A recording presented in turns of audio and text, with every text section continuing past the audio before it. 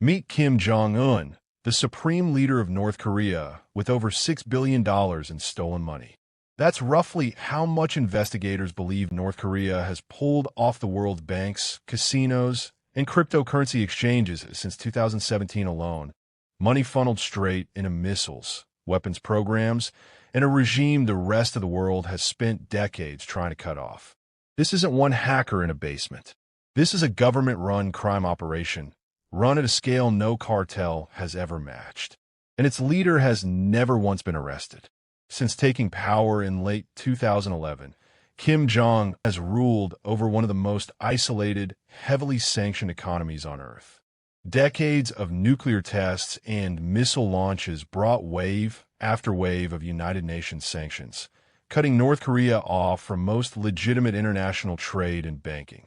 For most countries, that kind of isolation would be economically fatal. For North Korea, it became a business plan. Rather than scale back its weapons ambitions, the regime turned to a resource sanctions couldn't easily touch: computer code. Analysts traced the buildup of North Korea's cyber operations back years earlier.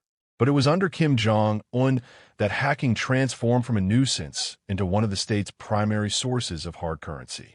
A military intelligence unit known as the Reconnaissance General Bureau began training elite programmers, recruited young, drilled for years, and deployed globally, under a group the world now knows as the Lazarus Group. Unlike a cartel smuggling product across a border, Lazarus never needed to touch a physical shipment at all. Every heist could be planned, executed, and cashed out without a single operative ever leaving North Korean or Allied soil. Their first major move onto the world stage came in November 2014, when Sony Pictures Entertainment was hit with a devastating cyber attack, allegedly in retaliation for a satirical film mocking Kim Jong Un himself. Company computers were wiped, executives' private emails were leaked worldwide, and Sony suffered a financial and reputational blow that ran into the tens of millions of dollars. It was a message as much as a heist: cross this regime, and it can reach you anywhere. But Sony was only the opening move. What came next would prove this wasn't about revenge at all. It was about revenue. Because just over a year later, the same digital fingerprints connected to the Sony attack would show up somewhere far more valuable than a movie studio's servers: inside the vault of a national bank. Before we get into exactly how much North Korea has managed to steal and how the world finally started catching up to them, hit subscribe and turn on notifications. We cover the real stories behind history's biggest money crimes, and this one is only getting bigger. In February 2016, hackers linked to North Korea attempted one of the boldest bank robberies in modern history. Not with guns or getaway cars, but with the SWIFT international banking network itself. By sending fraudulent transfer requests from inside Bangladesh Bank's own systems, the hackers tried to move nearly $1 billion out of the bank's account at the Federal Reserve in New York. They didn't get away with the full amount. Alert bank staff and a lucky spelling error in one of the fraudulent requests helped stop most of the transfers before they cleared. But by the time the operation was shut down, roughly $81 million had already vanished, funneled through casinos in the Philippines, and largely never recovered. The following year, the same digital fingerprints resurfaced again in the WannaCry ransomware attack, a piece of malware that spread to computers in more than 150 countries, crippling hospitals across the United Kingdom's National Health Service and disrupting businesses worldwide. It wasn't just about theft anymore. It was proof that a single team operating out of one of the poorest, most isolated countries on the planet could paralyze infrastructure on a global scale. By the late 2010s, North Korea's hackers had found something even better than bank transfers: cryptocurrency. Lazarus Group operatives, sometimes working under the names Trader or APT-38, began targeting exchanges and decentralized finance platforms directly. In 2022, hackers linked to North Korea drained roughly $625 million from Rona Network, the blockchain behind the popular game Axie Infinity, in what was at the time one of the largest crypto thefts ever recorded. That record didn't last. On February 21st, 2025, North Korean hackers pulled off the largest cryptocurrency theft in history, stealing approximately $1.5 billion in Ethereum from the Dubai-based exchange Bybit. So where does billions of dollars in stolen crypto actually end up? A significant share, investigators and defectors say, is funneled straight into the regime's ballistic missile and nuclear weapons programs. The very programs that triggered the sanctions this entire scheme was built to get around in the first place.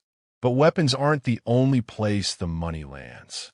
A considerable cut of it also pays for something far more personal: Kim Jong Un's own lifestyle and the small circle of elites around him. Despite sanctions specifically designed to choke off luxury imports, Kim is believed to own a fleet of private yachts, including one estimated to cost several $1 million on its own. He's been photographed riding in a rotating collection of armored luxury vehicles. Investigators have also tied the regime to imports of high-end watches, designer clothing, and cases of expensive foreign liquor, along with the equipment needed to build a private ski resort exclusively for Pyongyang's elite. One tracking group estimated North Korea imported roughly $645 million worth of banned luxury goods in a single year not long after Kim took power. A number that only scratches the surface, since so much of what crosses the border never gets officially logged at all. And here's what makes it land differently than any cartel story we've covered. This isn't happening in secret. Kim doesn't hide the cars or the yacht from his own people. Footage of his convoys and his private train runs regularly on state television.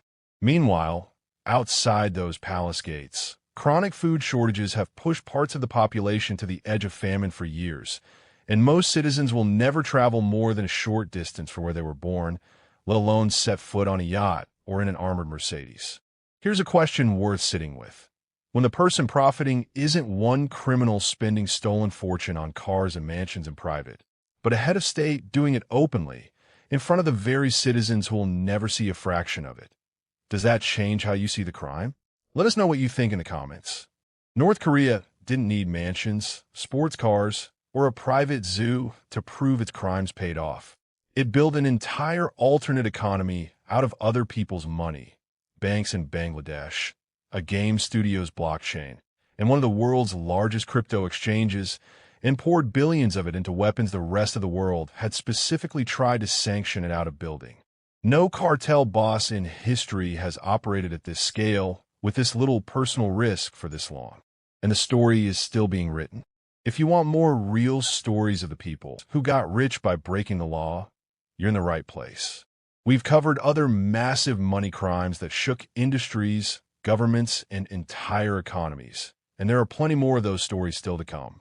Subscribe to GiantTheft so you don't miss them.